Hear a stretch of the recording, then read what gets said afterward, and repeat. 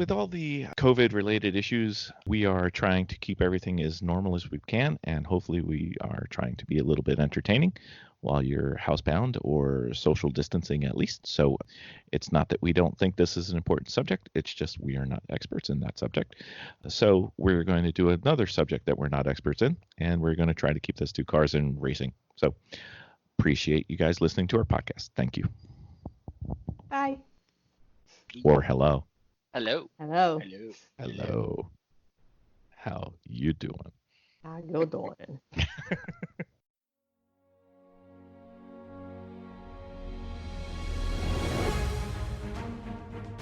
From the great halls of their house, there are assembled three who hope to one day be the world's greatest driving heroes. Created from the cosmic legends of the universe comes our team captain, the Vision Bill Fisher. Their soon-to-be Wonder Woman, Vicky Fisher. Our Captain Marvel and head flight trainee, Jennifer Skripchuk. And our Batman, the master of tools, gadgets, and all things mechanical. Our mild-mannered soon-to-be billionaire, Alan Danvers. Their mission, to fight injustice, share what is right and wrong, to get you out of your house and come out racing with them, and serve all mankind. They are the Garage Heroes in Training Team. Welcome to the Garage Heroes and Training Podcast. I'm going to be your host for this episode, and my name is Bill. Who do we have? I'm Jennifer. And I'm Alan. And I'm in pain. Do it again. Hey, Bill. Do it again. I'm right here, Bill. Vicky, I'm Jen, sorry. and Alan. Okay, go again. I went in the wrong order. Go ahead. Didn't I? Yeah, No, you did. No, Go ahead. Alan went in the right order. Vicky just out there pointing a pen. Alan didn't go at all. Okay, go ahead. Do it again. Okay.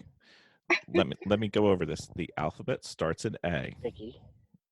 Jen. So when you go What, you backwards, want, no, I'll go last. when you go backwards, Yeah, backwards. Vicky. Alan would be last. Let's Okay. see. You have a choice between a J and a V. I'm thinking All right, let's move on. Let's move on. closest to Z Vicky, is Jen, a and Alan. V. Bill, stop. Let's go. 112 episodes. Killing me. All righty. All right. Are we ready? Yes. Are you sure? Killing me. Okay. Welcome to the Garage Heroes and Training Podcast. I'm going to be your host for this episode, ×2, and my name is Bill. Who do we have? Vicky. I'm Jen. And I'm Alan. Oh my goodness. How are we doing today, Bill?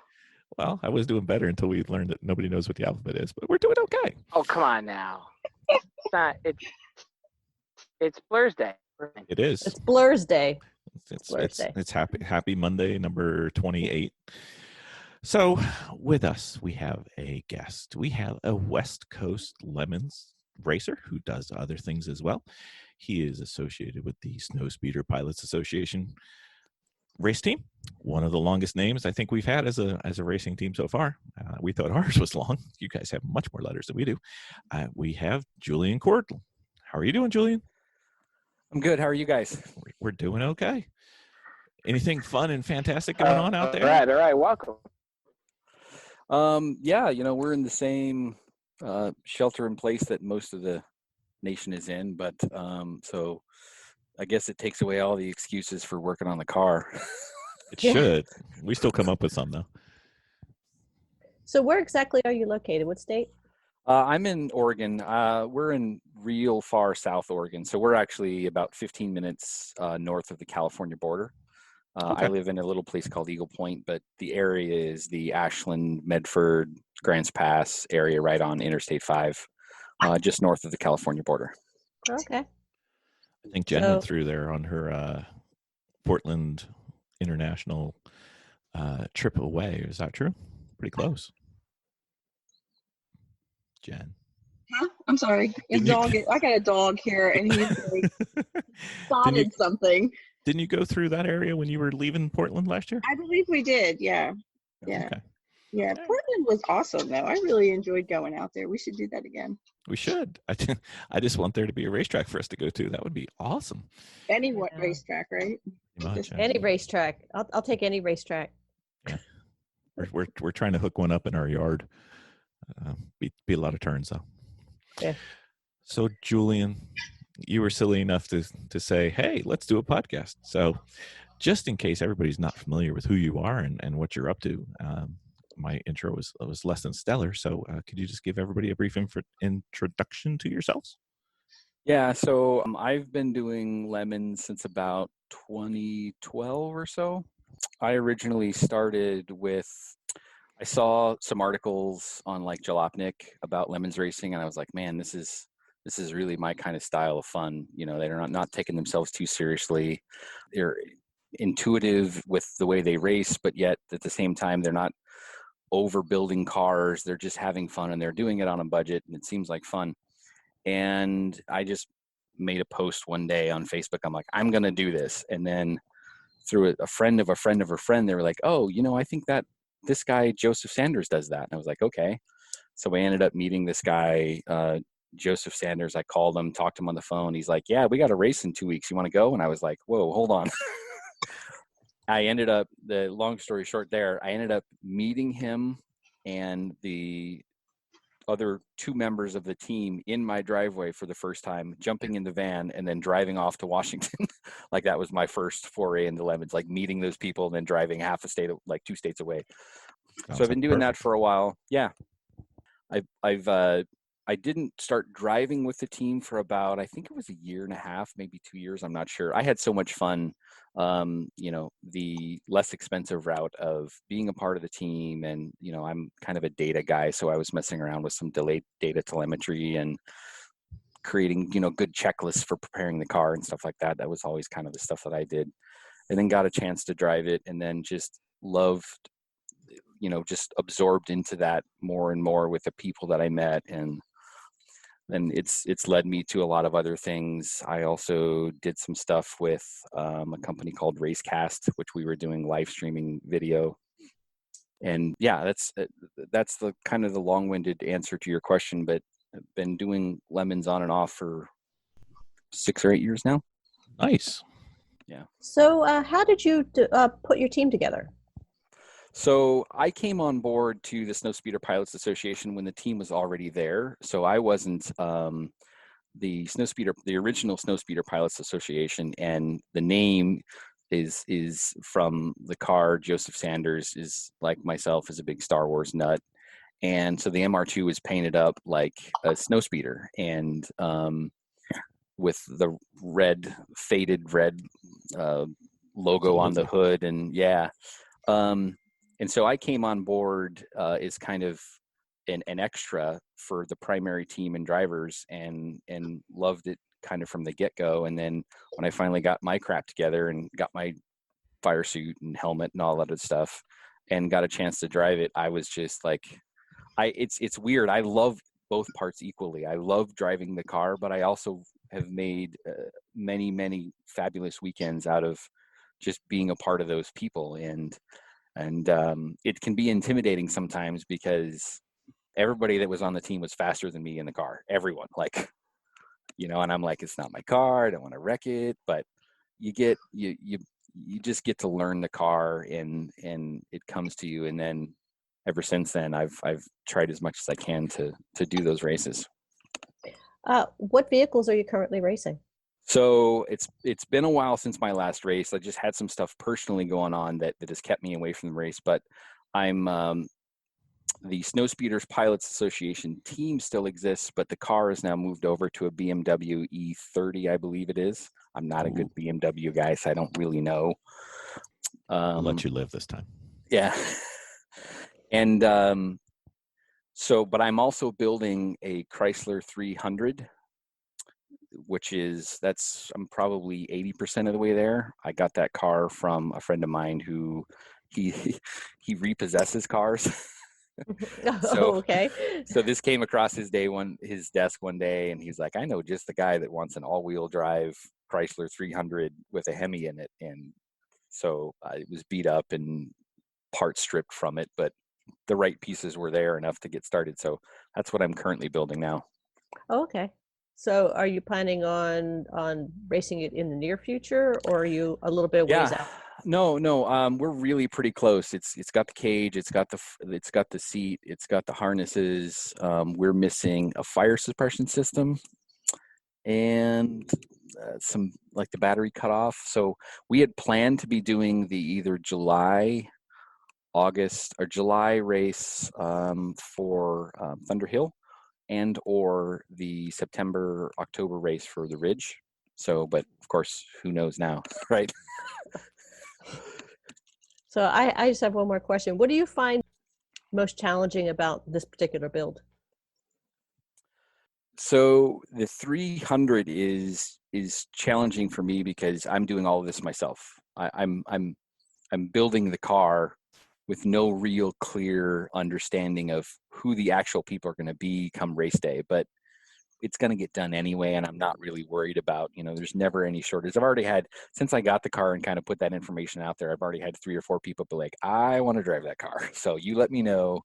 So, but I've really just kind of planned to get it to the racetrack, and any of my friends that I know and can trust can absolutely have a seat in a fun car like that. So that's how you choose people. We got to start doing that.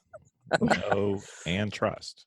Yeah, well, but even then, I mean, even then, I'm with Lemons. You the right people get it, and the people that don't get it work their way out, and it's just the way that it is. And I love that. So I've got something that's off for topic and doesn't help our listeners at all. But since Vicky wasn't on when you and I were talking early, and Jennifer too, can you show your seating arrangement at this point? Yeah, sure. Hang on, put that there real quick. So I'm in a recliner, but this recliner is special in that it has got wheels, and it's it's so a friend of mine built this, and a friend of mine who, oddly enough, does not really do Lemons. He's never been to a race. He doesn't know anything about it. He does. He just doesn't know it yet. Yeah, I mean, he's just not, hasn't physically been there. But no, he built this, and when he was doing some fabrication work on the race car, and when I talked to him about kind of what it's like, and I was like, that we got to bring that recliner, that battery powered recliner, and he was like, sure, just take it. I was like, okay. Works for me.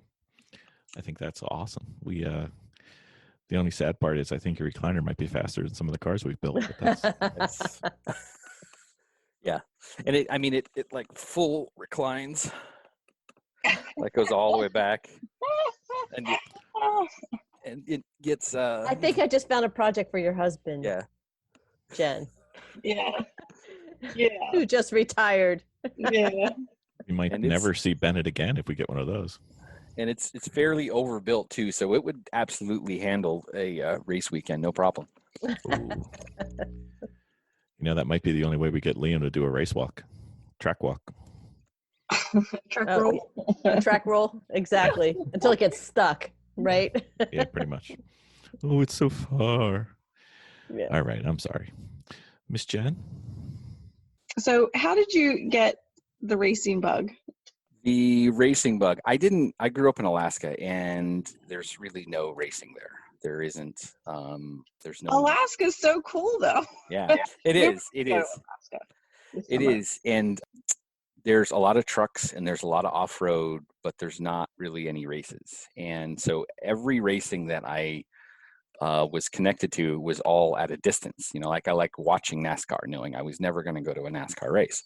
But when I moved to Oregon after high school, I was continued to be interested in cars, always has been. And that's where I saw the birth of Lemons racing through websites like Jalopnik, and was kind of following it. I was like, gosh, this feels exactly like what every Alaskan would do if they were given the choice. Like, Alaskans are typically pretty resourceful people. They can make stuff work. They're very independent, and they don't take themselves too seriously.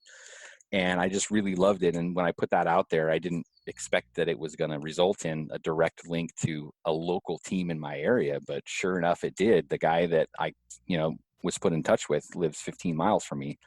And the rest, as they say, is history. And like I said earlier, I enjoy the non-racing part almost as much. The challenge of trying to fit all of these various puzzle pieces that are in motion, trying to to make them work better. And I love the process of improving things. So when I came on the team, I was always like, hey, you know what, if we're going to, if we want to have a shorter pit stop and we need to do stuff for the windows, maybe not have the window cleaner buried under a box in the trailer. Maybe let's get that out. Like, that was kind of the stuff that I did. Like, and yeah. So are you kind of a builder, a processes person, an organizer, a leader on your team? How do you manage that? Yeah, so I'm primarily like, I'm an improver. That's kind of how I see myself. So I love looking at, my day job is I'm in IT. So I manage servers and switches for a company here in Southern Oregon, but I'm always got my hands on data, and I love the way that data helps us make better decisions. And so between the organization part and improving things, one of the other things that we did was we added a race capture system from Autosport Labs. And I was kind of the expert on that. And just always, I mean, the great thing about a system like that is you can put it in your car and you can little by little add in more data. Right off the bat, if you just put it in your car, you're going to get accelerometer data and basic battery voltage, but then you can add steering input and brake pressure and all these other things that make it more and more fun. And I was really fortunate to have come on to a team that was actually pretty competitive, and the original Snowspeeder pilots, like that original car was like at Altamont in 2009 and stuff like that. So it was one of the original Lemons cars, and they had gotten themselves pretty dialed in. So right away I came into a fairly high functioning team with fast drivers and was able to have fun and do some kind of making a spot for myself in the team fairly quickly. So what brought you to Oregon from Alaska? That's really interesting. Yeah, so I grew up in Alaska, and I really had never spent any time outside of Alaska. And when I graduated high school, I kind of wanted to see what else was out there.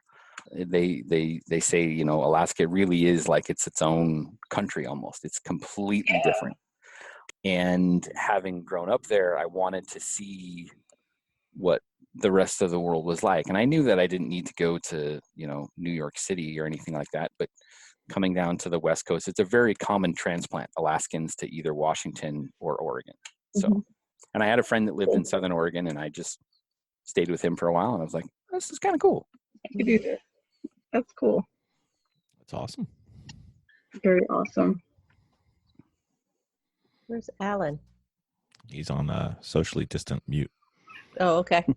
So could you tell me a little bit more about your racing history? Do you have any HPDEs or karts or anything in there? No, I don't have any history racing stuff. However, right about the same time I started dabbling in some of the Lemon stuff, I started doing a lot more karting locally. Like we have, like a lot of places, I'm sure there where you guys are at, there's, a $10 a race, local karting place. And I got to I enjoyed doing that. And I really connected strongly with that. I was like, oh, this is really good. This is really fun. And I used to spend a lot of time there. I mean, I think at one point in time, they went and looked before the place closed down. I had 157 races or something like that at the local karting place. Yeah. And then it was great. Like my fiance 3 years ago for my birthday, she got me a kart, an LO206 kart. I've had a hard time finding a place to run it because it's very specific. Like the autocross, they you can't run karts here. But the karting people have a full, it's not a great option for a middle-aged man who wants to just go have some fun. So usually what I end up doing is just whipping donuts in my in the street here. So Julian, just act like we have no idea what that kind of kart is. What sort of, how many cylinders you got? What sort of, An LO206. An LO206 is basically a standard kart chassis, a racing-ish kind of chassis with a fairly inexpensive blueprint motor. Like it's about a $500 or $600 kart motor, which when you compare that to the shifter karts and all the different gears, and it's completely entry level ish, but you still have the fun and the performance of sitting 2 inches or 1.5 inches off the ground, going 40 miles an hour, you know. And there's no, it's got a fairly simple clutch, so it just goes. There's no gears to mess with. Centrifugal clutch then. Yeah. Nice. Okay. Sweet. So what types of race have you competed in, or what are your goals? Where are you looking to go with this racing? Talk to me. So I want to do more with the kart. You know, I would like to do, it's hard in my local area. I don't want to do a regional thing where I'm driving somewhere every weekend, but we do have like a local-ish kart track locally here. But, you know, I want to do more of that. I'd like to really have some fun with this Chrysler 300C in Lemons. It's been fun to build, and it's also, it's to me, there's an innate challenge in solving the puzzle, right? Of people, car, technology, process, and you know, I've had the different. There's different types of even within Lemons. You know, there's A-class teams with A-class cars that are, you know, frequently up in the top running. I'm thinking like Team Eyesore Racing, who are great at what they do and they're fun to be around. And then there's C-class cars that are crazy ideas that are with ridiculous themes. And I've loved doing races in both of those spirits at different times. You know, we did one with a friend of mine. He got a Peugeot 404 and he called it Peugeot Daddy. And it was French themed. I like that one.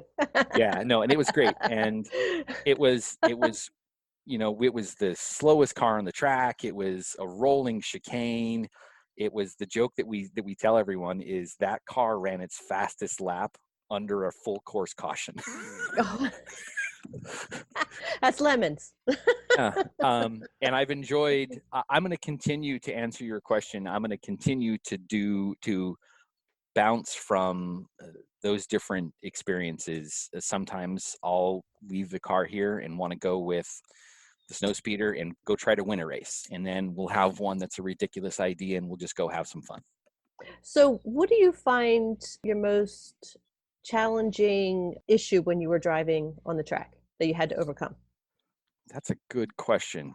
It wasn't us this time because you know what, I guess when you decide, hey, I'm going to go race on a racetrack, there's a lot of nuances that you don't know until you get there, and then you're on it, right. And then you're in it, and right. And then you start realizing, hey, there's a little bit more to this than just jumping in a car and driving.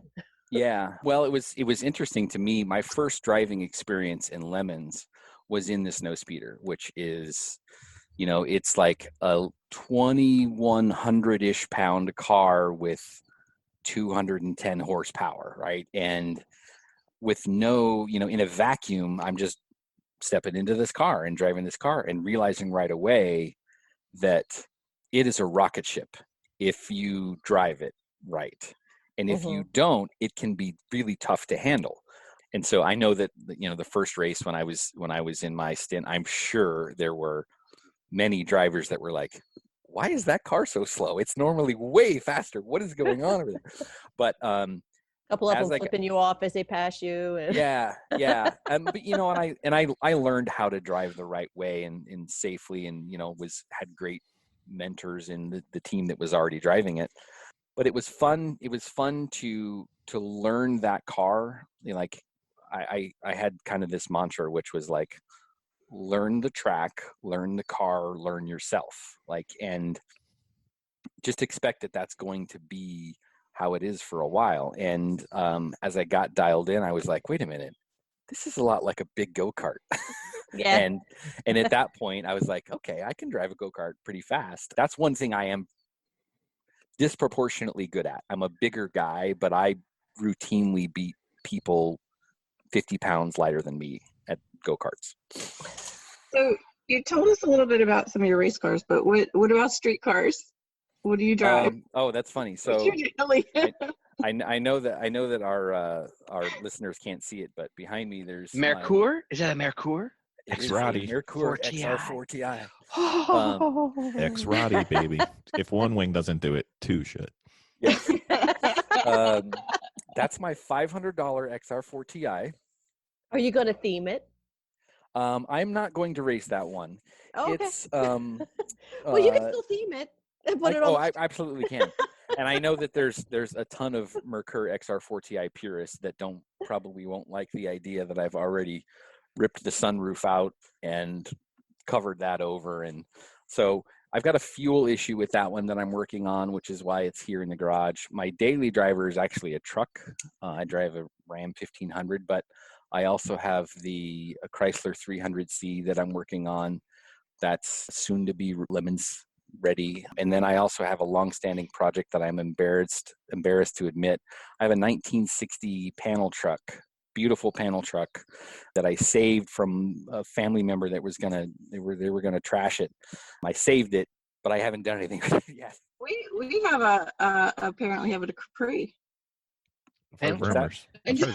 I like how he says that. Well, I'm kind of embarrassed to say, but I have another project that I'm sitting on. I think we have 4.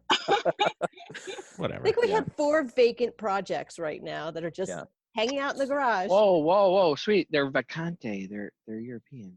Vacante. Okay. Please. What is your dream car?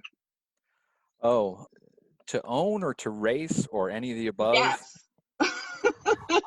I've always wanted to see what it feels like to drive a Viper. It's just such a cool looking car. I've always loved the Vipers. I really like the C8s though. Those look really fun. I'm pretty happy with a fun drive, whatever it is, and that's why I've always really appreciate pretty much any car I get in. This Merkur is actually one of the first things that's put a smile on my face in many years, because I just goes like, I got kids and I got to go to work and soccer practice and stuff. So I'm just used to driving my truck, it's a great truck, but it's not fun to drive. And then I got a hold of this Merkur, and turbo, 2.3 liter manual transmission, straight out of the end of the 80s, functional tape deck, like everything. I just get a big old grin on my face. I really love to drive that, and I especially appreciate the idea that in the last probably month, 2 of our kids have learned how to drive a stick shift on this car. Nice. We always make our people learn on the track. So Yes, they do. Good luck. Yeah, That's right. Some people learn on country roads. I learned at Thompson. I actually learned the Jennifer literally had drove a stick for like 5 days before we threw her on the racetrack. That's fantastic. I learned originally, the first thing I ever drove was a 1952 Ford 9N tractor in Alaska. Oh. And okay, so that one you've got right and left independent brakes. You've got a throttle underneath the steering wheel, and you've got a stick shift in the middle. And I also remember that whenever you started it, there was a short, and it would shock you. That's what I learned how to drive first. And then a shock collar. Maybe that would be good to get for the team. Yeah. And then from that minute forward, everything you learn how to drive is easier. Like everything is easier after that. So what about your current team that you have? Who are the people that are so far your steadies and their roles? So we're in the middle of, I wouldn't say a transition, but the Snowspeeder Pilots has continued on even when I was not doing a whole lot in the last couple of years. Joseph Sanders is become a very, very good friend of mine, and he was originally the guy I was introduced to. And the connection goes way beyond racing at this point, because he's exactly what Lemons needs. A great person. You might have to elaborate on that. He's the kind of guy that doesn't take it too seriously. He wants to have fun. He makes sure that the priority is having fun, and he's an absolute 100% safety purist. You know, we don't do anything that's unsafe. You know, he gets it, I guess is really the best way. He gets it. He really gets it. And he's made that great for me to learn from. And I've said on more than one occasion, like, I'm really jaded. Like, my first experience with Lemons is being on the team with Joseph Sanders and Bo DeBay and Randall Penny, they're all great, just great people first. And then we all get to share a race weekend together. And then, you know, the pinnacle for me was about 3 years ago, we finally won our first race at Thunder Hill. What class? In B class. Okay. In B class. And in Thunder Hill, we were really happy with that at Thunder Hill because we had been chasing it. We had multiple top fives, many top tens. And we just never quite got there. And then Thunder Hill it's a huge racetrack. It's 5 miles with, you know, I think there was 130 or 140 cars. And we just did all the right things in all the right places and didn't make many mistakes, and it got us what we wanted. And it was worthy enough that, you know, Jay makes a point saying we don't care about who wins the race in the wrap-up videos, but he was like, normally we would say that, but these guys. So what do you think about that particular race that you had won? What do you think you changed the most to get there, besides the car not breaking down? Because that's very common. Yeah, no, I think that's a great question. I try to be really analytical about that stuff because we had spent so much time chasing it, going, what are we not quite getting, you know? Mm-hmm. And I think we'd learned really well. Obviously, part of it is luck, right? And we just, all of the things that we worked on to get good at, all of them fell together in that race. Like they had one point in time or another, we had come through with fast laps, or we had come through with a reliable car, or we had come through with no black flags, or we had come through with, you know, good pit stops. But we found a way to do all of them. We had tried many times and didn't quite get it right, and which was great, especially for me. I'm really happy about that because I ended up actually spinning on Sunday and eating through a couple of minutes of our lead, but it still worked out okay. Okay. That's awesome. So assuming climate allows, do you have an upcoming schedule you're looking forward for hopefully 2020? And if not, what are we going to do in 2021? Because we'll be going through withdrawal by then. Yeah. No, I'm getting back into things myself. I spent a couple years just figuring out some things in my life with a move and a relationship changes and stuff like that. So I'm getting back on my feet enough to get that stuff prioritized the way I've wanted to. I want to get a couple of races in this year. And then I'd like to have, we typically with the snowspeeder pilots, we typically did 3 to 4 a year. I'd like to get back to that, especially since there's the racetrack up in Washington, the Ridge Motorsports Park. I really love that one. It's always a nice mild temperature. It's got nice elevation changes. It's near Seattle. And we keep those pesky California teams away too. Nice. Very nice. We need to get up there. We've been told many times. So yeah. It's just that most of our team being teachers or associated with schools, it's tough to get away. Well, those schools closed right now, guys. They are. I know. But so's racing. Details. So's racing. So is everything. Everything is shut. I got half of it. I weep regularly over not racing right now. So Julian, what was Racecast? So Racecast, I got involved with Racecast at the end of, I think I'm going to say 2014. I went to a NASA, they do a 25-hour race every year at Thunder Hill in December. It's kind of a big deal. It's, it's a couple steps above Lemons or traditional, it's a full flight of stairs above Lemons.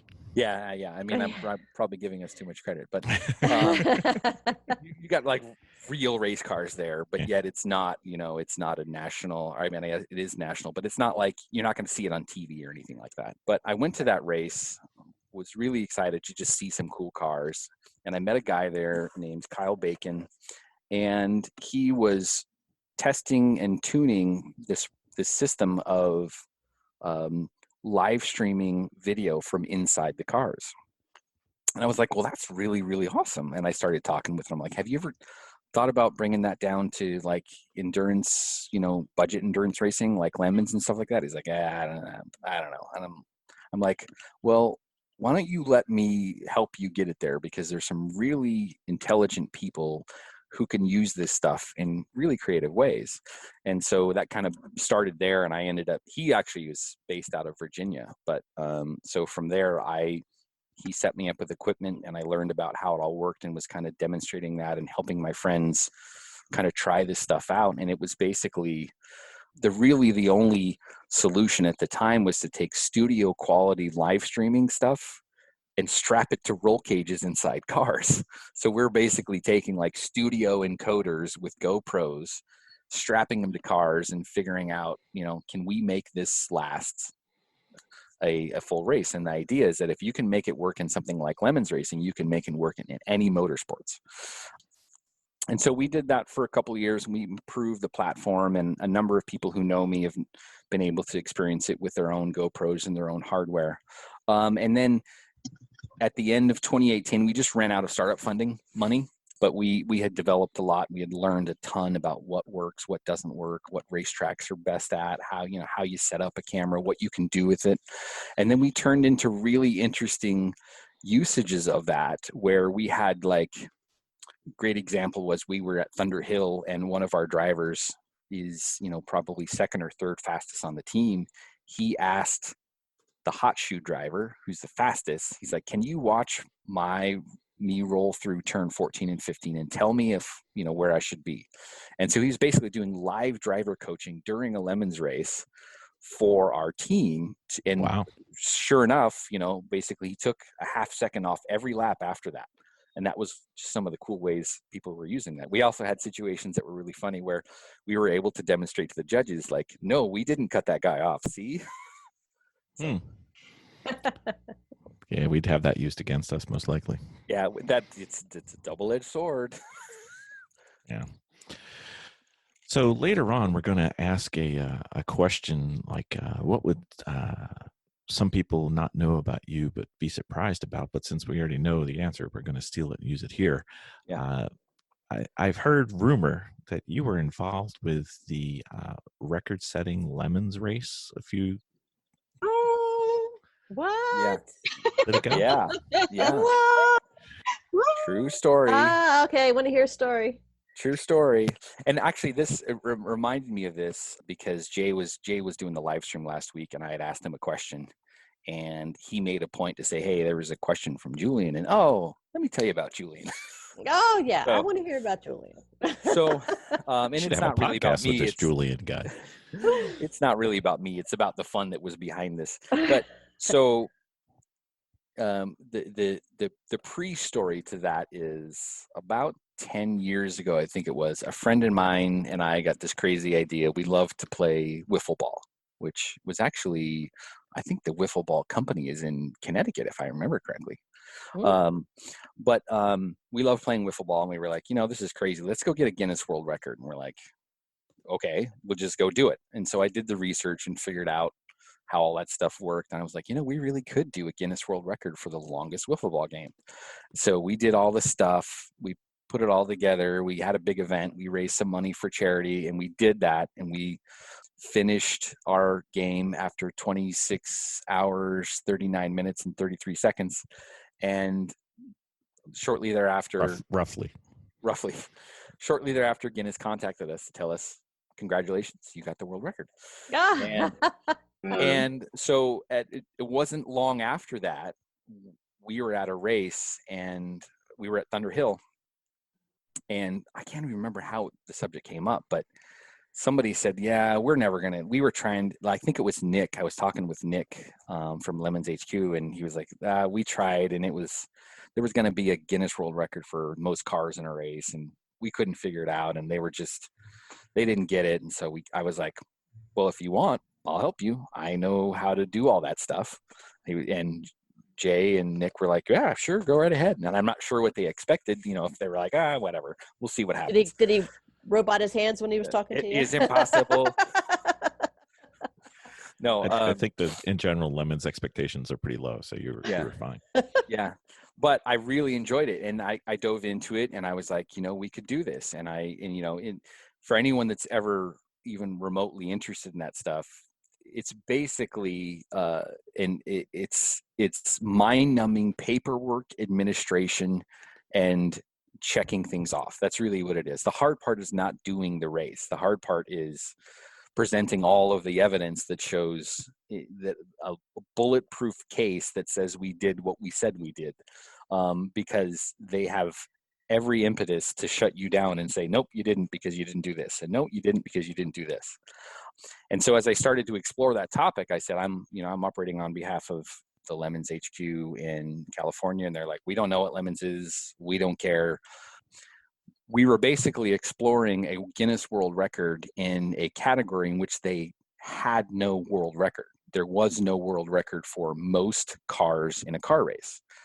And they said, okay, so we can do that. However, we have to set the bar really high, and you have to have at least 175. And I'm like, okay, well, we can do that at Thunderhill. We've done 200 plus cars at Thunderhill. And then what they do is you do one of two things. You can either do all of the paperwork yourself and provide them the evidence and hope that they believe you, or you can pay them a whole bunch of money to send somebody from England to wherever your event is, and then they'll sign off right there. And that's the ones that you see like in the promotional videos. They're signing off, they're paying the money and saying, here's your world record right here. We know which way this went. Yeah. But, and honestly, it was fine. It was like, well, I know what to do. So it's not that hard. What they do is they send you a general packet that says you have to, here's how you have to collect witness statements and things like that.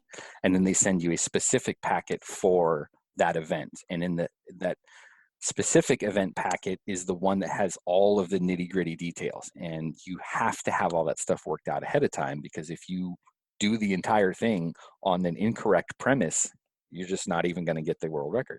So I had to go through that packet line by line by line by line by line and make sure, like, item number one was the race has to be FIA certified. And I was like, hold up. What? Yeah. So, but you can negotiate with them as long as you're filling what they perceive the inconsistency could be. So what we did was I talked to somebody in London. I had to call them at like 3:00 in the morning or something like that. And I called to them and I said, so we have this race series. It's a national race series. It's promoted and run by thousands of people every year. It's not a hole in the wall, one-off thing. We can do this. What would you accept in lieu of FIA certification? And they said, can you provide documentation that demonstrates the validity of this race and this organization? And I said, sure. We went back to Jay, and Jay had a bunch of people, friends in the industry, sign letters. And it was like, okay, check, that one's done. And then we had to go through each one of those. One of the other funny ones they had was a requirement that there basically be one audible signal for all of the cars to start at the same time. And I'm like, well, that's not really how that works. You don't just blow a horn and all of the cars take off. It works in horse racing, though. Yeah. And so we had to go through that, and we explained how, there's Thunderhill is a 5-mile track, and there's corner flags at all these, there's manned flagging stations, and everyone gets the same green flag at the same time. Does that work for you? And they said yes. And we just had to kind of go through each one of those. And so when we did that, we basically had everything we needed to do to get the world record. We just had to run the event, and we had to document the crap out of everything. So we had to have a picture of every single car in the tech inspection line with their number clearly visible. We had to have the sign-up sheets and registration information from every team, with the understanding that valid phone numbers and email addresses that Guinness could contact any one of the members of any one of those teams at any time. We had to have the gate list. We had to have video of the start and of the end. And then we had to answer the question, which was fairly obvious for us to figure out. We were like, how do you determine how many cars are actually running? Right? Yeah, not just signing up, especially right? in our It races. actually has to be running Right. on the track. Right. Because there's the high mark number is the number of people that register, and then there's a number of people that show up, and then there's a number of people that have cars ready to go, and then there's the number of people that actually take the green flag. Those are all different numbers, right? And certainly by the end of the race, that's a totally different number there too. So we had to talk through all of that. And I was working with Roland Hahn at Specialty Timing. He was a big part of this because we had to be able to document all of the cars and the transponders and all that stuff. And we basically concluded with them that would work with Guinness. We're going to take the number of cars that cross the start finish line in the first 10 minutes. And that will be our number. And Guinness agreed that would work. So we did that. And once the race got started, it was kind of like there wasn't much to do. We did a couple of interviews. Like we did an interview with Nick about the entire registration process. He had to explain to people in England how people register and how they pay and what it means and what they get out of it. And then, so we did all that stuff, and we had this massive packet of information and a flash drive that had all of video of the start and the finish and all that stuff on it, and the race results and all that stuff. And we bundled it up and we sent it off to London, and then you basically wait. And so we did that. We waited for about 3 months, and then just one day the email came in. Actually, no, I forget. They called us and they said, hold up a second. Why do you have a different number of people starting the race and finishing the race? And I said, lemons. Did you look at the video of these cars, people? Well, it was funny. Side note, they don't have experts on all these topics. So anyone that has a Guinness World Record, they don't know anything. Like, they didn't know anything about wiffle ball. We had to explain them, but that was a little easier because there was already an existing record. So when we did this topic of we want to have the most participants in a car race, they're like, yes, we have that record. It's right here. You guys can go after it. We have no existing record for that. I literally had to talk to somebody in London about the idea that not every car that starts the race will finish the race. And then not every car that finishes the race started the race either. Yeah. Yes. And then we had to explain things like, they asked me, well, why would somebody pay for a race and not show up? And I was like, well, there's you see people, because I was basically explaining away these discrepancies of, you had 242 people register, but you only had 216 people start the race. That doesn't make any sense. And I was like, well, actually, that's a pretty good ratio for lemons. Listen, a bunch of my friends are jerks. They never show up. What do you expect from me? Come on. And I told them, the check could bounce. They could lose. Their trailer could get stolen in the hotel parking lot the night before. Like, there's a number of reasons. Most of them were car wasn't ready to go at the time the green flag was ready. But we still had our 216, and we verified and we showed who all that was. And Jay was really, really great about this whole thing. He was really excited. So we had these official Guinness World Record stickers, and I didn't think much about it, but I was like, Jay, we could do this. And Jay was like, yeah, sure, whatever. So he spent the money to buy these official Guinness World Record attempt stickers. People loved those. And so during the tech inspection, I was putting them on each one of the cars. And to this day, you still have cars out there that have run that race that have, like, in some cars, they've taken that piece of sheet metal off that when that car died and put it on the new car because it had that sticker on it. Yeah. Nice. Yeah. But anyway, after we explained to them, why we started with 242 and now 216 was actually the number, they were like, okay, you know what? You're good. You have the world record.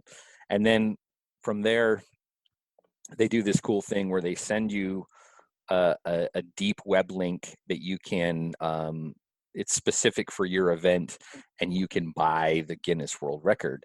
But the thing that I thought was kind of cool, which I wouldn't necessarily recommend for lemons, but they didn't care what people put on their own Guinness World Record certificates. So, like, you had people putting whatever they wanted to, and they would just print it and send it to them. Wow. That's awesome. So there's Guinness World Records out there with, Team Tiny Vet and Snowspeeder Pilots and Team Eyesore, whatever. So that's the story behind that. That's awesome. Nice. I like that.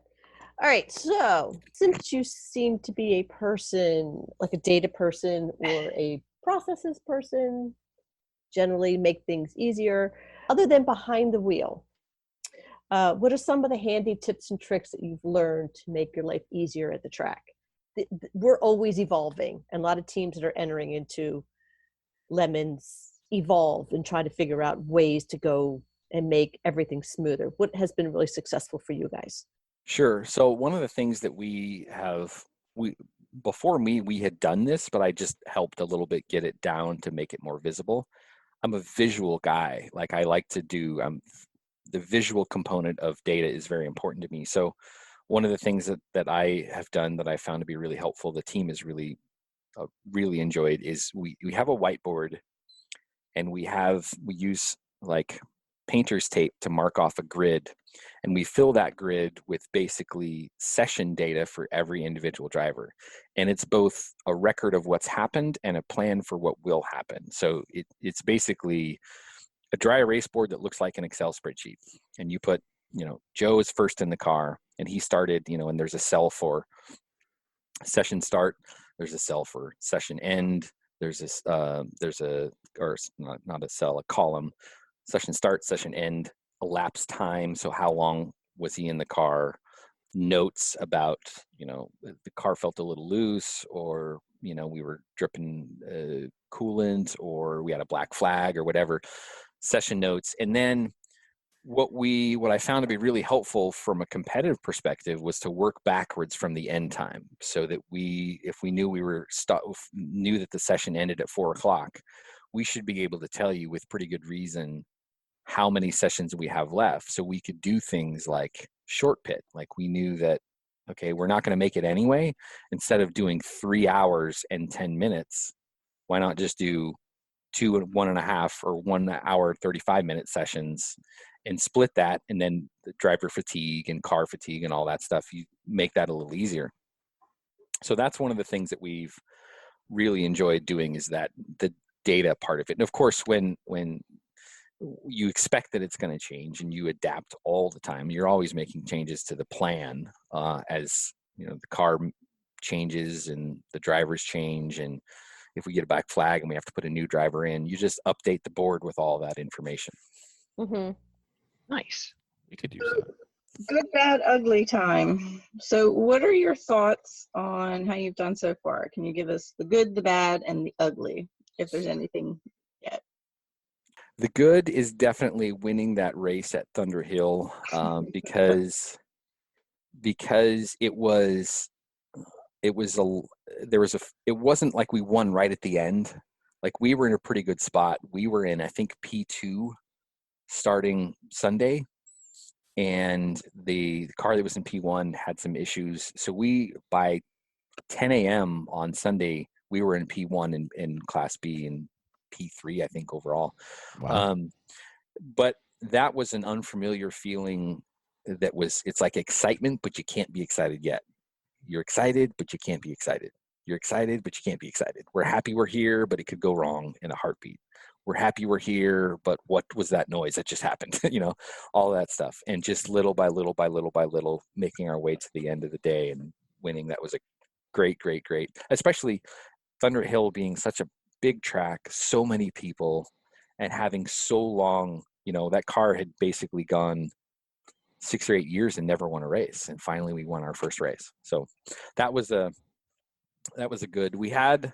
Hell yeah, that's good. Yeah. Just saying. Geez, we could only continue to work that way. We're still trying to get our processes sorted out. And that's okay. The bad. Everybody has a bad. Yeah. The bad is all relative, like bad as in, this car is horrible, but the idea that it's out racing is amazing. It's your definition. Bad car was, the Peugeot, the 404 was, I mean, you could probably walk the track faster than that thing. It was, I think the top speed we got it up to was 35 or 40 maybe. And it was, it had like 3 or 4 inch wide tires. There was a special tool that you had to have to even do any basic stuff on the car. It was like, I don't even remember. I think it was 4 cylinders. It might have been 3. I don't remember. It was horrible, but it was so fun to drive with just a casual little Sunday drive, just waving to people, staying 6 inches from the curb all the way around the track, and just everyone knows you're not going to be in their way. It was horrible. It was a lot of fun. So it wasn't really bad per se, but the ugly for us, I think, was,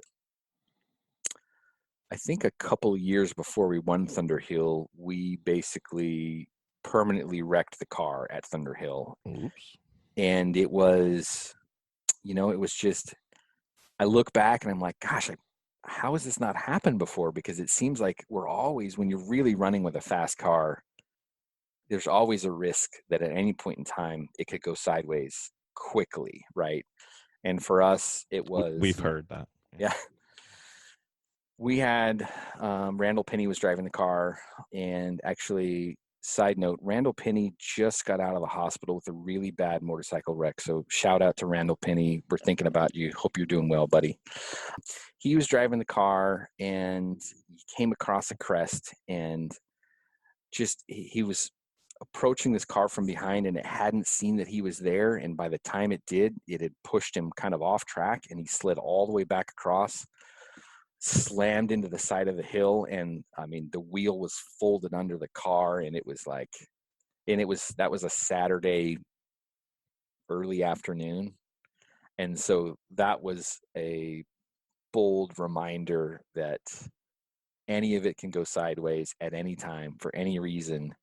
And, we're just lucky. That was definitely one of those things where you're like, the person's okay. Okay. Well, then Yeah. the rest doesn't matter. So, but that put us out for quite a while. That car was wrecked for quite a while. I could see that. What about, is that your ugly? Is that the totally off the rails? I just, it's really hard for me. I've had such a great experience with the people and the events at Lemons.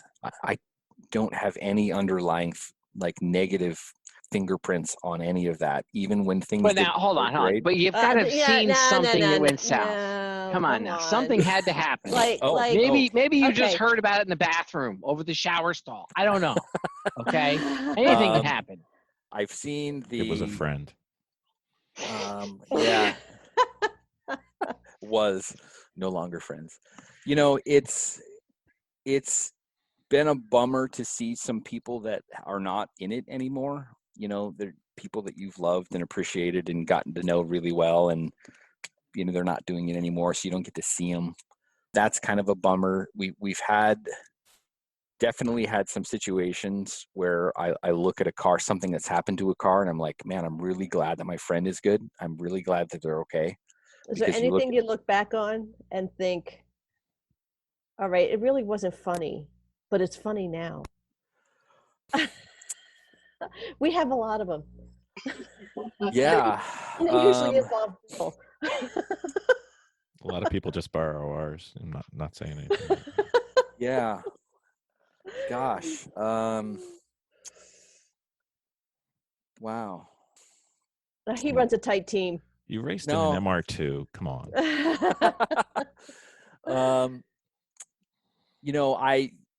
I don't know what you know about Sonoma, but Sonoma always makes me a little scared.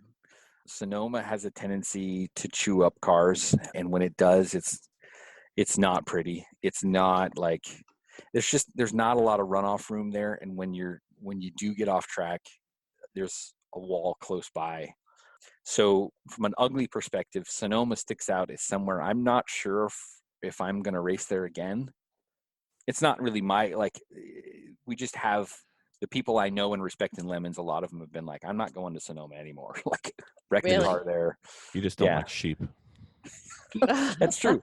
No, I like the sheep. They're fun. And what's interesting about that one was I was really excited to run that racetrack the first time that I got to go there, because I was like, NASCAR runs here. Jeff Gordon has driven, Dale Earnhardt, they've all driven on this track. And then when you drive it, it's fun, But one of the things that sticks out is there was a wreck with the Porsche turbo diesel that was really bad. There was a car that was on its roof one time at Sonoma that was like, it's just the bad stuff I think about in Lemons. A lot of it has happened at Sonoma. Oh, so Sonoma makes you pee yourself just a little bit. Just a little bit. I would phrase it slightly differently, but hey, okay. You know, it is Lemons. All right. Like that. Okay, so we're going to get to know Julian a little better. Yeah, these going to be some rapid fire questions. Okay. It was just a warm up till now. A little bit more personal, yeah. So, what was your first car? Everybody's got a story about their first car. You never forget your first. My first car was a 1968 GMC pickup truck. Ooh, nice. It's a farm truck. What was your worst car?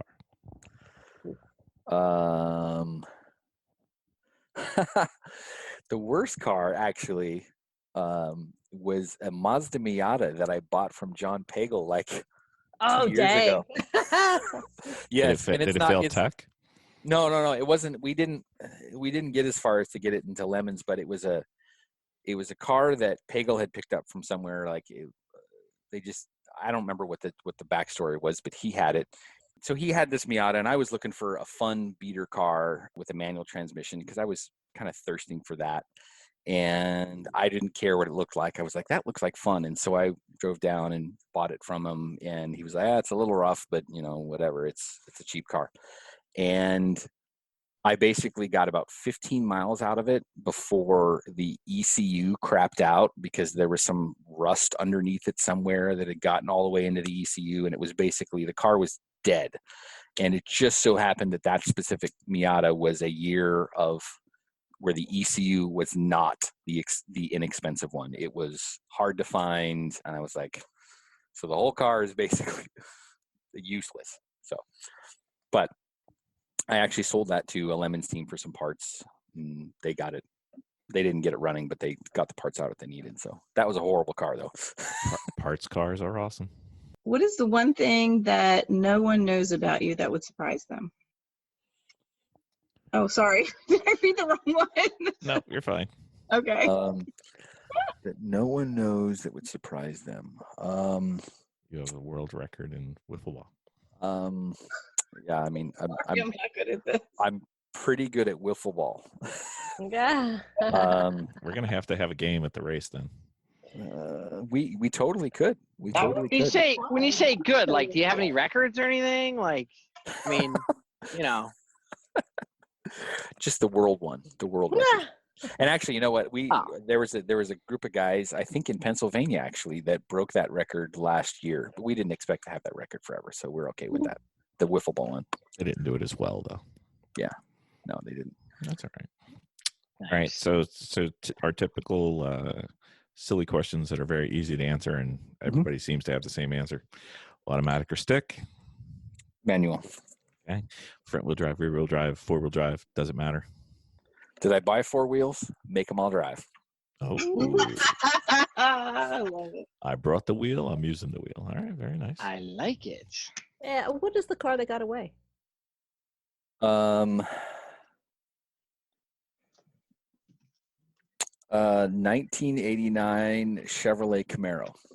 I had one of those. Actually, my friend had one of those in high school, and his car was better than mine, so that's the one we got to drive around. I was able to pick one up about 6 or 8 years ago, and then I just failed to get it done and had to sell it as an incomplete project. Oh, I hate those. They're horrible cars, by the way. I've since learned they're absolutely horrible cars. I got a really nice Camaro right here, if you're interested. It's really nice. See that? It's 4th gen. Great shape. Yep. I don't know about great shape. Yes. Trust me. What about a dream car for the road? For the race, what would you prefer? If you could just pick any kind of money and just put it in a drop-down box and just check that one. We did have somebody who had a top 5 that they would take to the desert island. Now his desert island had a racetrack on it, so you can do with that as you wish. But Okay, so my top cars basically. Sure. I'd really like the C8. I'd like to see that up in close. You like to and sit in personal. that? That's what you're saying. You want to sit in it. No, I want to drive it.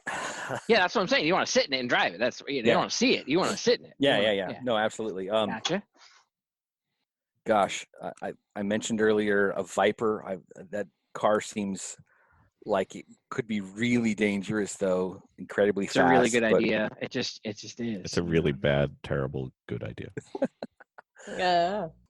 You know, I would still like a good, even older Mazda Miata, just a fun little 2-seater to drive, or an MR2. They're both really fun. They are. They're different though. They are. Gosh, you know, I'm good with that.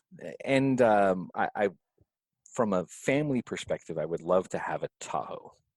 We don't have a Tahoe. Okay. Like a nice newer Tahoe. At that point, you're talking close to 40 or 50 grand. Yeah. Oh, please, money's no object. Please. What car would you love to switch into that you are currently racing against? And at what track? Oh, you know what? I've always wanted to experience the Frankenstein eyesore racing Miata. That thing is just. You had me at Frankenstein. Yeah, you've seen that car, right? Like, yes. Yeah, Donut Media did a special on it a couple of months ago that was amazing. They just walk through the car front to back, every part of it. I've been up close and personal with that car, and it's really like you just put the car on like a jacket because it's so small. Like you just you don't get into it as much as you put it around you, and you just make your spot in there, and it's a rocket ship on the track.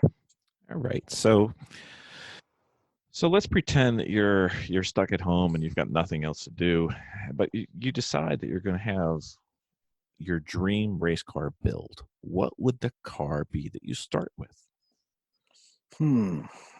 Doesn't have to be lemons. What kind of car would I start with for a dream build, huh? Okay. Could be lemons. Doesn't have to be. Gosh. You know, we were going to ask this question to Phil, but we figured we'd get like 50 different Russian and East German cars, so we skipped. Yeah. Yeah, no, that's I love listening to Phil. He's just I wish we just had somebody walking around with the tape recorder. Yep. Wherever Phil is at all the time. Really? You could call it Philcast. Philcast. You really could. And gosh, we should make that a penalty. That's just their penalty. They just got to listen to Phil. Gosh, good question. No, You want Mr. 2 again. You want a piece of him. I kind of do. They did at one point in time, there was a Group B MR2 rally car.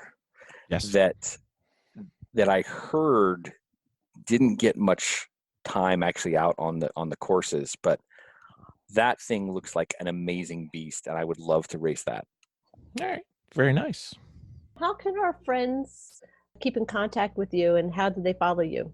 The best way is just find me on Facebook.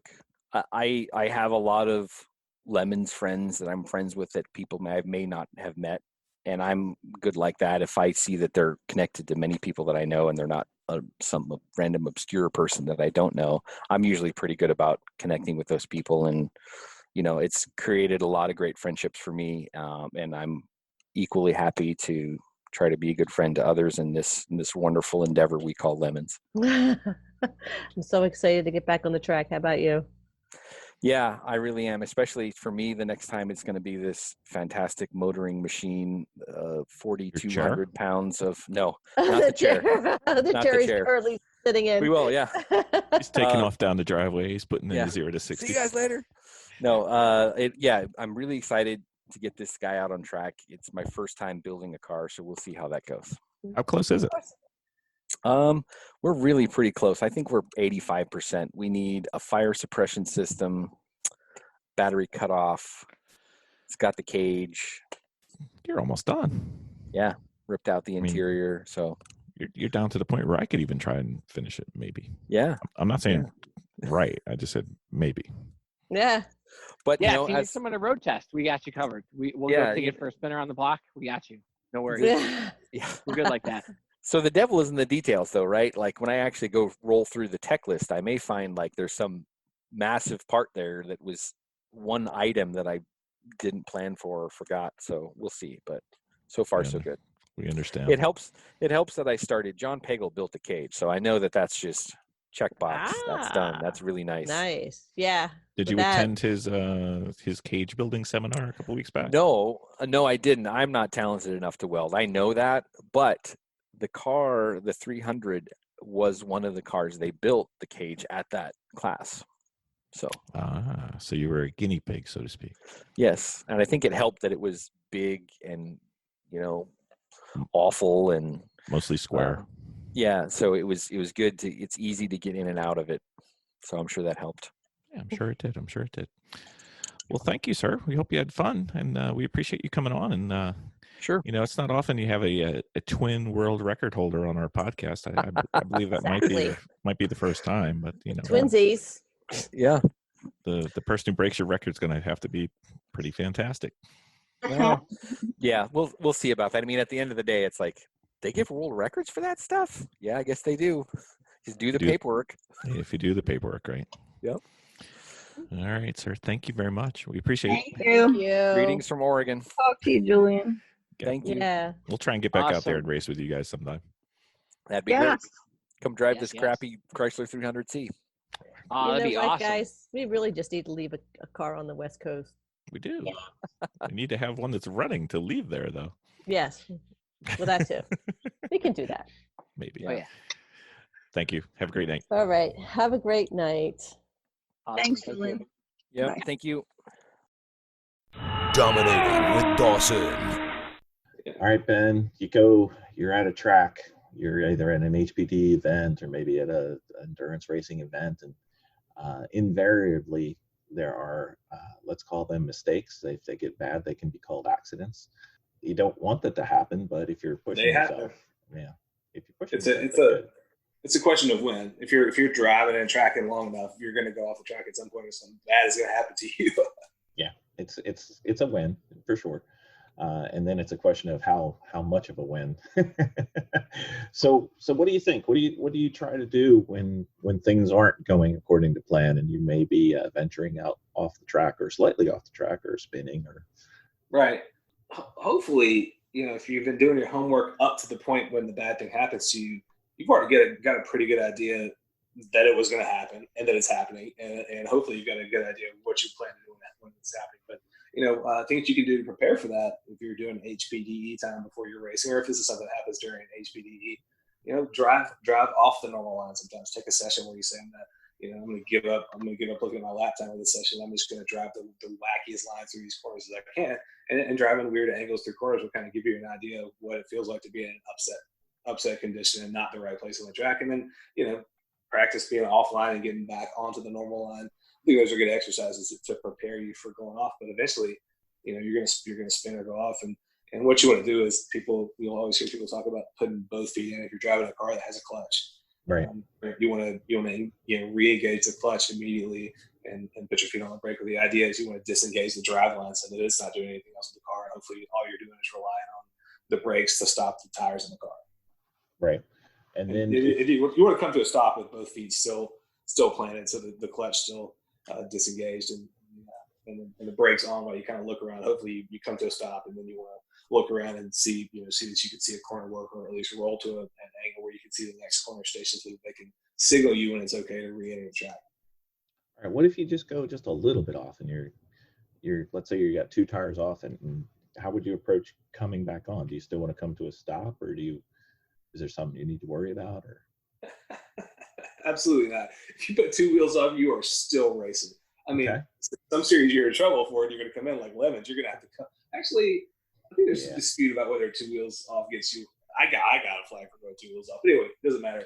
If you screw up bad enough, even a little bit, you're likely to have to come and talk about it in lemons. But in general, it's not a total loss of control. You're still in the flow of traffic if it happens. Nobody's going to see you put two wheels off and then squeeze over next to you and call like, that guy put two wheels off. So screw it. He's got to ride the whole straightaway with two wheels off. So everybody's going to kind of look out for you a little bit. Well, the reason I asked was when I was out at Laguna in January. I put 2 wheels off in a spot, and then to come back, it was almost like going up a curb. Oh yeah, the curb drop offs, the drop offs at Laguna are kind of crazy. But so in general, if it's a level track, you can just come back on. Yeah, well, I was trying to figure out, I ended up just staying out. I was off to the right it was off turn 2, and I was off there, and instead of trying to push it through I could see that in a little bit ahead. If I just stayed there, it would almost started to flatten out again, and then I didn't have a transition, so I just stayed there because I knew if I tried to come back in, then bad things were going to happen. Yeah. There's plenty of places to just knock a oil pan and clean it half at Laguna Seca. Yep. So yeah, if you feel a track safety issue between you and the car, if you don't feel like it's safe to re-enter because it's going to be a crasher for someone on the car, definitely stay off. It's safe to re-enter. So I think one of the things I see is when people either try to save something they shouldn't try to save, or try to save something that they're not able to save, and that's when bad days happen. So is there a way to tell, or is there a way that you approach saving a car that perhaps could be helpful? Gosh, at least from my standpoint, you needed to have had a 3/4 ton Chevrolet pickup truck with a retired dirt track racing engine in it and 3 on the floor. And you had to have been driving down dirt roads in Alabama going about 100 miles an hour on wet dirt roads and then having to catch it and not die. That's how I learned. That's a good way. Everybody does. It's cheap track time then. It was. So everybody has to develop their butt dyno in a certain way. But at least that was my teenage experience, where we're starting to learn how to catch a slide and realizing I'm in trouble. Realizing hey, if I don't get this, I'm going to die out here. So it was kind of dire, but yeah, we were screwing around, doing stuff that could have killed us on dirt roads. That's kind of how I picked up early car control stuff. But yeah, when you feel an upset condition coming, when you watch a video of a really good race car driver, go watch go to YouTube right now and search Sandro, Sandro, last name Espinosa, Espinosa. He's a BMW racer, and the guy just throws huge steering lock everywhere. He's just wild loose all the time. But that guy never really in upset condition because he's driving the car upset all the time. But when you watch a really good race car driver driving, you see them whip their hands back and forth on the wheel. That's something that they felt coming through their butt. They're like, oh, here comes something. I'm gonna whip the wheel back and forth, and I'm gonna catch it before it becomes a problem. Every time you see somebody sawing at the wheel, that's a wreck that they're not letting happen. Does that make sense? Yep, it does.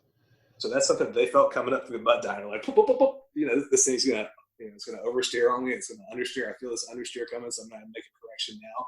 Yep. So a lot of good race driving is just being proactive and having a good sense for what's coming. Because a lot of times it's like, hey, I'm gonna try for another couple miles an hour through here, and if it doesn't work, here's what's likely to happen. And then sometimes you get it, sometimes you go through it like, boop, boop, boop. Gotta kind of catch it and do some fast jazz and deal with it.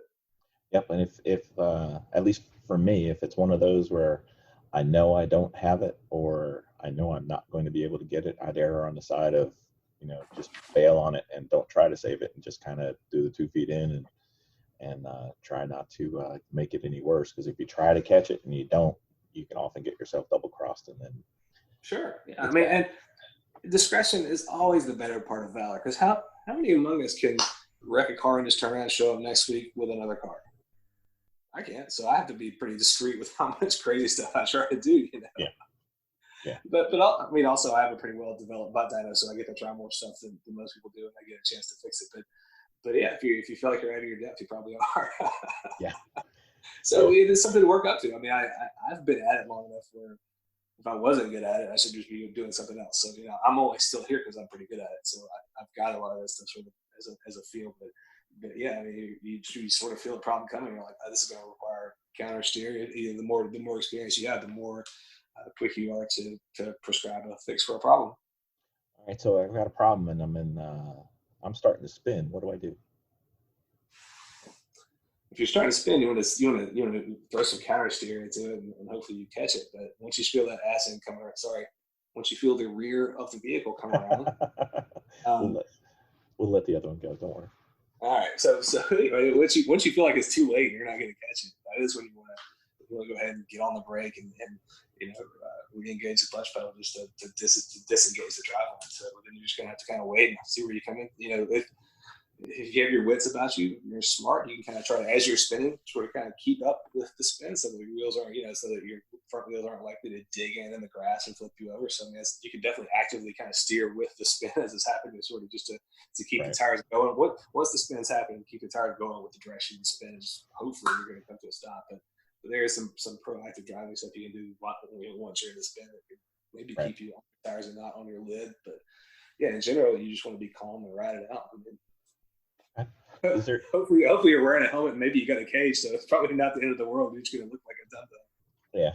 Is there any difference in what you do when you're driving a front wheel drive or rear wheel drive, or is it all the steering wheel that is really doing it? At least in my mind, by the time the bad stuff is happening, you're just relying on the brakes, which is in any car you're relying on mostly the front brakes, because every car's got bigger front brakes than rears pretty much. But for the most part, once the spin is happening, you're just at the mercy of the brakes and the condition of whatever you're spinning through. All right, nothing springs to mind as far as trying to do something different in the front wheel drive to catch it. All right. Did you have something in mind? Yeah. Well, no. I was going to say we've gotten to a point where it's over. It's going to be a big hit. Right. What do you do? I'm guilty. I've only had a couple of big hits, but I'm definitely what you want to do. What the right thing to do is go search a video of Danica Patrick crash, maybe Danica Patrick NASCAR crash, but she has a perfect method. Like she definitely, I've watched her wreck several times in NASCAR, and she would see the wreck coming and realize it's the point of no catching it, and she just hook your hands in the shoulder harnesses of your whole belt set, and let go of the wheel, because the wheel can really mess your hands up. Once the wheel starts spinning out of your control, the wheel is spinning back and forth. You mess your hands up, right? Everybody says you can break your thumbs. I've never heard that actually happen, but you're not going to do anything helpful by holding the wheel. So the best thing you do is brace yourself for the impact that's coming. So a great thing to do is just grab onto your shoulder harnesses as much as you can and just hope for the best. Yeah. Right? Yeah. Well, your thumbs may or may not be able to do anything, but they're definitely not going to stop the wheel if it wants to go if you're hitting something. So you're not doing anything. Right. Yeah. Once you hit something and whatever you hit is working the steering rack, your thumbs don't need to be in there. But I think I'm trying to think back to the big hit. I went to somebody's diff juice at A&B at the big sweeper in the rain. And, I was trying to catch it. I had the biggest save one way, the biggest save that way, the biggest save back that way. And by the time I finally thought I caught it, I guess maybe I caught it with the wheel. The wheel just one more rotation than I thought. When I caught it, it just went right to the wall. So, but I think I'm pretty guilty. I think I fought it all the way to the wall. Because the whole time I'm thinking, I'm buying a race car. So I'm sure my cheap ass was just fighting it the whole way. Well, but sometimes you don't know. We did. They were like, I was like, oh man, I called them on the radio and told them what's happening. They're like, hey, try to start up. I was like, what are you talking about? I ran it so hard. I was like, started back up, drove it back around, left it back around the pits, and we were back racing in an hour. But I was really like, oh man, I definitely just purchased a race car that's inoperable. Well, that's not the goal. So just in case, take care of yourself and try to save what you can save, and then hopefully bad things don't happen. Yeah, it doesn't happen a lot. If you're pretty good, it doesn't happen a lot. Yeah, well, if you're new and you're conservative, prudently, it shouldn't happen at all. Yeah. I mean, let's do a quick review. If you're new, you're going to stay on the racing line, and everybody's going to work their way around you, and you're going to be staying out of trouble. And you're not going to be doing stuff that puts you or your car or your team's car, the car everybody has to drive on your team. You're not going to be doing things to put those at risk, right? Right. I mean, you should not be exploring your limits when you're new. Yeah, and I mean, so. Well, not your limit. You shouldn't be the car's limit. Your limit is different. Also, in general, you should have figured out how to drive like that at the test day, because learning how to get there, learning how to get to the limit during the endurance racing isn't a good idea. No. In general, you shouldn't be treading all over the limit during an endurance race either, right? Nope. There should always be a little headroom there, because you got to make the car finish. That's right. That's right. All right, sir. That's enough of the bad stuff. We'll move on to the good stuff next week. Thank you. All right.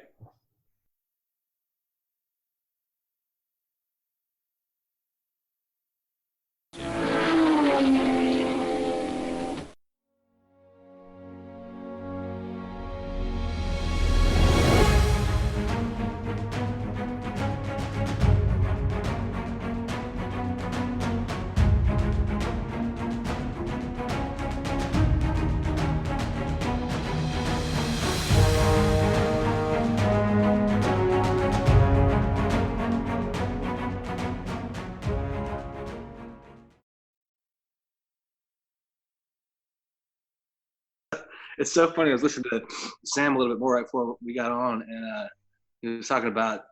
He was talking about driving that wicked RX-7. What did you call it? Black Betty or something? Black Betty, yeah.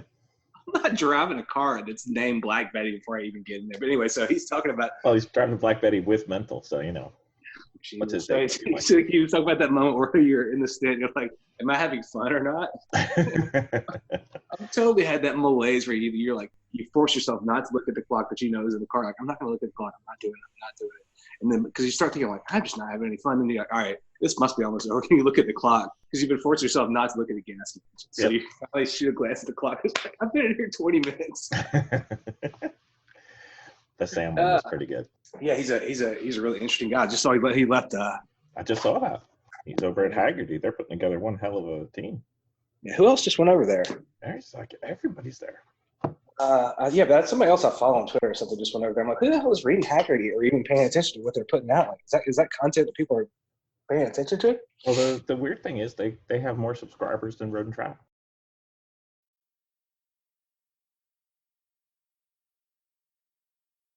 The primary guys we don't really know what the name is anymore. It's the same, some of the same guys, but. Danvers, what are you doing? Sorry, I don't know how to mute. It sounds like you're washing dishes. I'm digging for a cold beverage. Same thing. That's amazing. Hey, there's mute.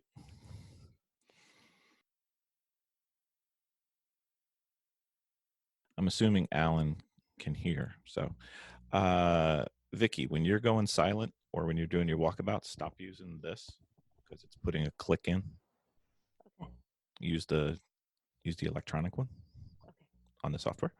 And Alan, stop digging through your bag of bolts when you're on the podcast, please. You're killing me on this one that I'm trying to edit right now. Like a child with his Tinker toys. Absolutely. Yeah, but this child has to edit the podcast audio, so you guys are killing me. It sounds like somebody's chewing on tinfoil in the Keith Tanner one.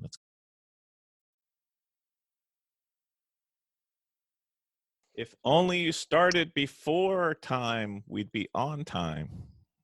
It's a weekly thing. Ooh, the spider stang. You gonna sell that thing for me? My computer is doing janky things sometimes. Your computer starts on time. Killing me. Are you selling the spider stang, Danvers? Good answer. Always. Jen, how's the new RV? Oh, good. Did you send anybody to live out there yet? We're going to come and live in your driveway. Hey, come on over. We'll be like Cousin Eddie rolling up. You don't have a sewer. Park you on the airfield. You could do that too. Nothing. Do you not have the dock? No, I have the dock. Okay. Do you have everything, or are you going to go take one of your walkabouts? Or no, I'm good now. You're sure? I am positive. $5 says you leave before this podcast is over and come back. Probably. Herding cats. I was all hoping to do an MR2. I love MR2s. How much trouble do I get in for getting an MR2, Vicky? A lot. They're really tiny. They're like postage stamp size. We have to thin out as it is right now. I guess we won't go into that topic while I'm here today. All right.